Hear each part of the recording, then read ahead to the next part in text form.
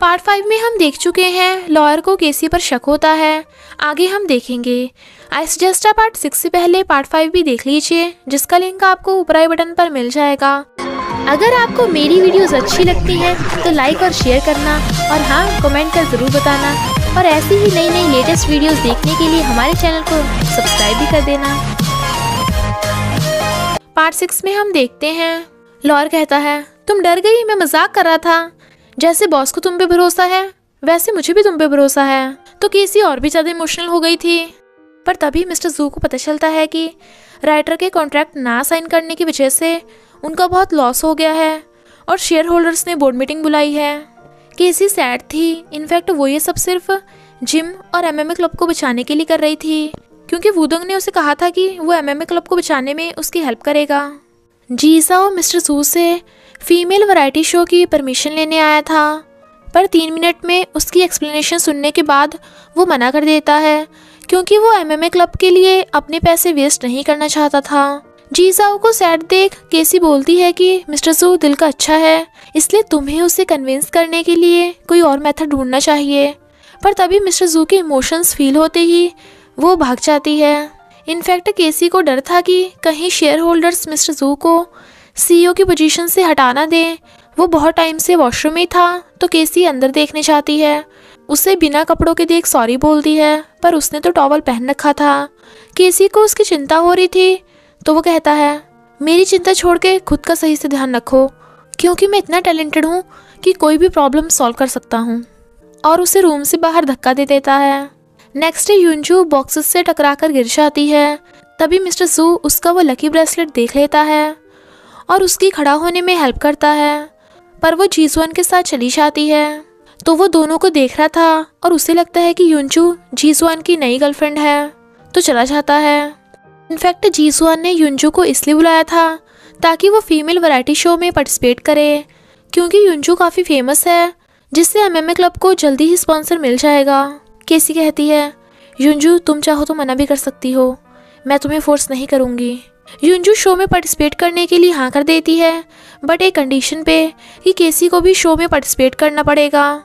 But KC sad थी। Mister जू lawyer को बता देता है कि जिस लड़की ने उसकी कार एक्सीडेंट के टाइम पे हेल्प की थी वो युनजू है, क्योंकि उसी के पास सेम वैसा ही ब्रेसलेट है। लिनविन लॉयर से मिलने आती है तो वो खुश होता है। वो लिनविन से युनजू के बारे में पूछने लगा था, तो वो कहती है, क्यों, क्या तुम अब युनजू पे लाइन मारने वाले हो? वो कहता है, नहीं, पर क्या तुम जेलस हो? तो वो भाग जाती है। मिस्टर जू बैठा युनजू की फाइटिंग देख रहा था। हमें पता चलता है कि केसी के डैड नहीं चाहते कि केसी फाइट करे, इसलिए उसे समझ नहीं आ रहा था कि वो शो में कैसे पार्टिसिपेट करेगी। वो घर आके देखती है कि मिस्टर जू टीवी देख रहा है और उसे फील होता है कि मिस्टर जू युनजू को देख खुश हो रहा है। मिस्टर जू कहता है, अब से युनजू मेरे लिए बहुत इंपॉर्टेंट है। पर केसी सैड होती है। मिस्टर जू की अजीब फीलिंग की वजह से केसी को पूरी रात नींद नहीं आई थी। वो उससे पूछता है, क्या ये लव की फीलिंग थी? वो कहती है, मुझे कैसे पता होगा? वो कहता है, क्या तुमने कभी लव नहीं किया जीसुआन से? तो वो चुप हो जाती है। फिर मिस्टर जू केसी के फ़ोन से जीसाओ को फ़ोन कर वैरायटी शो के बारे में डिस्कस करने के लिए मिलने बुलाता है। रास्ते में वो केसी से पूछता है कि जीसुआन किस टाइप का लड़का है कि युनजू से देख कितना खुश हो रही थी। उसके मुंह से बार बार युनजू का नाम सुन केसी को गुस्सा आ जाता है, पर फिर उसके घूरने पे कहती है, सॉरी बॉस, जीसुआन काफ़ी अच्छा इंसान है। वो पूछता है, तो तुमने जीसुआन से ब्रेकअप क्यों किया? वो कहती है, ऐसे तो तुम भी अच्छे हो, तो क्या इसका मतलब मैं तुम्हें डेट कर लूँ? मिस्टर जू के सामने केसी ऐसे प्रिटेंड करती है जैसे वो युनजू से पहली बार मिली हो और उसकी फ़ैन हो।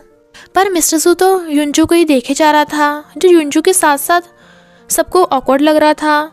फिर वो युनजू का पूरा बायोडाटा सुना देता है और हैंडशेक करते टाइम उसका हाथ छोड़ ही नहीं रहा था। तो केसी सैड होती है। अब तो मिस्टर जू वैरायटी शो के लिए भी एकदम हाँ कर देता है और ऊपर से कहता है, युनजू तुम्हारी कोई और विश हो तो मैं वो भी पूरी कर दूंगा। ये सुन सब हैरान थे, पर केसी सैड थी। लॉयर बॉक्सिंग सीखने की सोच रहा था और केसी को डराता है, पर वो तो बहुत गुस्से में थी, इसलिए पंच खाता है। लॉयर केसी को उसे बॉक्सिंग सिखाने को बोल रहा था, पर केसी उससे पूछती है, मान लो कि कोई लड़का किसी लड़की की बहुत केयर करता है, पर एक दिन वो किसी दूसरी लड़की की केयर करने लगे, इसलिए मुझे बहुत गुस्सा आ रहा है। ये सब है क्या? वो कहता है जेलस लव की वजह से। इनफैक्ट वो समझ गया था कि केसी अपनी और मिस्टर जू की बात कर रही है, यानी केसी को मिस्टर जू से लव हो गया। पर केसी सोचती है मुझे मिस्टर जू से लव कैसे हो सकता है, और फिर मिस्टर जू से पूछती है क्या तुम युंजू को लाइक करते हो? तुम ऐसे कैसे कर सकते हो? वो कहता है तुम ये क्यों जानना चाहती हो? चिंता मत करो, जब तक युंजू अपने बॉयफ्रेंड के साथ खुश है मैं उन्हें डिस्टर्ब नहीं करूँगा। वो कहती है तुम झूठ बोल रहे हो, तुम सैड हो, मुझे रोना आ रहा है। वो कहता है मैं सैड नहीं, तुम मेरी नहीं अपनी फीलिंग्स की वजह से सैड हो। मैंने युंजू के साथ अच्छा बिहेव किया इसलिए तुम रो रही हो। क्या तुम? पर वो भाग जाती है। मिस्टर जू बाहर देखता है केसी रो रही है। लॉयर उसे समझाता है कि मिस्टर जू युंजू को नहीं केसी को लव करता है, पर मिस्टर जू इस बात को एक्सेप्ट नहीं कर रहा था। इधर ये सब डिसाइड कर रहे थे कि शो के लास्ट में युंजू के साथ कौन फाइट करेगा, क्योंकि लिनवेन तो युंजू को नहीं हरा सकती थी, पर केसी शायद युंजू को हरा सकती है क्योंकि उसने एक बार बचपन में भी युंजू को हरा दिया था। पर केसी जानती थी कि डैड उसे कभी भी फाइट नहीं करने देंगे। तो जीसुआन को एक आइडिया आता है कि केसी मास्क पहन के फाइट कर लेगी और वो लोग उसकी आइडेंटिटी को सबसे सीक्रेट रखेंगे। युंजू का फोटोशूट चल रहा था और मिस्टर जू उसे देखे जा रहा था, और ऊपर से केसी को युंजू के लिए चेयर रखने को कहता है। चेयर गलती से केसी के पैर पे रखी गई थी, जिसका पेन मिस्टर जू को होता है, तो वो केसी को डांटता है। जीसुआन मिस्टर जू पर गुस्सा करता है कि उसने तो केसी को अपना स्लेव बना रखा है और केसी को वहाँ से ले जाता है। तो युंजू सैड होती है। लॉयर मिस्टर जू को कहता है कि मिस्टर जू को केसी और युंजू दोनों को हक करना चाहिए, इससे पता चल जाएगा कि वो किसे लव करता है, क्योंकि जिसे भी वो लव करता होगा उसे हक करते टाइम उसकी हार्ट बीट फास्ट हो जाएगी। रात में केसी फर्स्ट एड का बॉक्स रख रही थी, पर मिस्टर जू को देख छुपाने लगती है। वो देखने लगा था पर वो नहीं हटती, तो वो उसके करीब हो देखने लगा, पर तभी तेज हार्ट बीट की आवाज़ आने लगती है। वो कहती है बॉस तुम मेरे काफ़ी क्लोज हो। तो वो दूर हो जाता है और उससे फर्स्ट एड बॉक्स के बारे में पूछता है। तो केसी कहती है ये तो फ्यूचर में काम आएगा। वो जाने लगा था तो केसी सोचती है ये मेरी हार्ट बीट इतनी फास्ट क्यों हो रही है। वो पूछता है क्या तुम्हें अभी कुछ फील हुआ? वो मना करती है, पर मिस्टर जू देखता है कि उसकी हार्ट बीट बहुत फास्ट है। केसी कहती है मिस्टर जू हो सके तो कल घर पे ही रहना, क्योंकि मुझे इस पूरे वीक के लिए पीरियड्स होने वाले हैं। वो कहता है पूरे वीक? इतने ज़्यादा? इधर लॉयर जिम में था, तभी मिस्टर जू उसे फ़ोन कर केसी के पीरियड्स के लिए मेडिसिन पूछता है। लॉयर कहता है तुझे उसके पीरियड्स की फिक्र है, पर फिर भी मानने के लिए तैयार नहीं है कि तुझे उससे लव है। टू टाइमर मत बन। नेक्स्ट डे मिस्टर जू इंटरनेट पे से देख के केसी के लिए गिंगा टी बनाता है। केसी बहुत खुश होती है क्योंकि वो उसे फूंक मार के अपने हाथों से सूप पिला रहा था। वो कहता है दर्द स्टार्ट क्यों नहीं हुआ अभी? केसी कहती है अभी स्टार्ट होने वाला है। तो वो उसे फिर से पिलाना स्टार्ट कर देता है, और फिर मिस्टर जू केसी को पूरा पैक कर देता है ताकि उसे बिल्कुल भी पेन ना हो। पर केसी उसे बार बार बहाने से बाहर भेज रही थी क्योंकि उसे बहुत गर्मी लग रही थी, और सब कुछ हटा देती है। पर तभी मिस्टर जू आ जाता है और कहता है केसी तुमने मुझे बुद्धू बनाया।